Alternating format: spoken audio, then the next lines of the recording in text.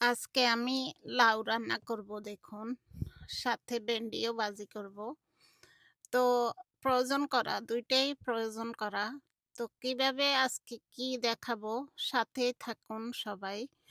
তা আমি এখানে আম দিয়ে দিয়েছি এই যে পেঁয়াজ, কাঁচামরিচ, টমেটো, তারপরে একটু রসুন বাটা, ঘরে থাকা যত মসলা আছে আমি দিয়ে দিলাম।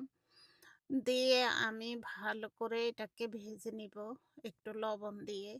কারণ মসলার একটা গন্ধ থাকে বুঝছেন? তা আমি আজকে আসলে ওই যে ভেন্ডি আছে না ঢেঁড়স, আমাদের দেশে বলে ঢেঁড়স, এই ঢেঁড়সটা ভাজি করব। তবে এখানে ডিপে থাকা ঢেঁড়সগুলো আমি নিয়েছি আজকে। তো ডিপে কারণ এখানে আমরা প্রায় সময়ই তরকারিগুলা ডিপে বেশিরভাগই রাখি। জানি না আমাদের দেশে কেমন হয়, তবে আমাদের এখানে খুব ভালো থাকে। আমরা খুব ভালোভাবে খেতে পারি। তো ভেন্ডিগুলা আমি একদম ফ্রেশ তো, ধোয়ার কোনো স্কোপ নাই। আমি এমনিতেই দিয়ে দিলাম। কারণ প্যাকেটের ভিতরে এগুলাকে ভালো করে ধুয়ে, সবসময় ধুয়ে এটা পরিষ্কার করে প্রয়োজন করা হয়। আর এই রেসিপিটা না খুবই সিম্পল। খেতে তো দারুণ লাগে। কার, কার পছন্দ অবশ্যই আমাকে জানাবেন। কারণ আমি সবসময় আমার মেয়েরা, ছেলে-মেয়ে সবাই খুবই পছন্দ করে এই ভেন্ডি ভাজি। তা আমি ফ্রেশও আনি, ফ্রেশও নিয়ে আসি। তারপরে এখন আজকে ডিপ ফ্রিজে ছিল, ভাবলাম এটা ভাজি করি। তো নিয়ে নিলাম। এই তো আমার অলমোস্ট হয়ে গেছে। তা আমি বাকি যেগুলা ছিল ওগুলাও দিয়ে দিলাম। আর ভেন্ডিতে এমনিতেও কাঁচা খাওয়া যায়।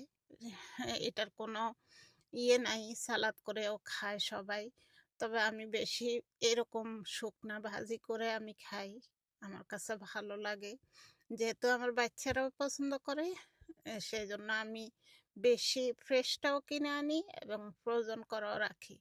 তো এই যে দেখুন একটু পানি ছাড়বে, কারণ ডিপ ফ্রিজে ছিল তো সেজন্য। তো পানিটাকে আমি একদম শুকিয়ে নিব।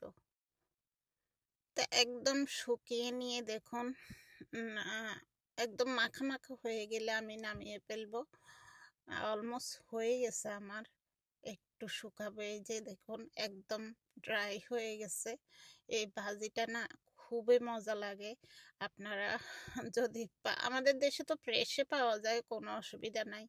তবে আমি প্রয়োজনটা দেখাই দিলাম আরকি। তো আমি একটা বাটির মধ্যে নিয়ে নিব। আমার বাচ্চারা খাবে ডিনারে। তো এই তো দেখেন হয়ে গেল। ভালো লাগলে অবশ্যই সাথে থাকবেন। লাইক, কমেন্ট, শেয়ার করে। আল্লাহ হাফেজ।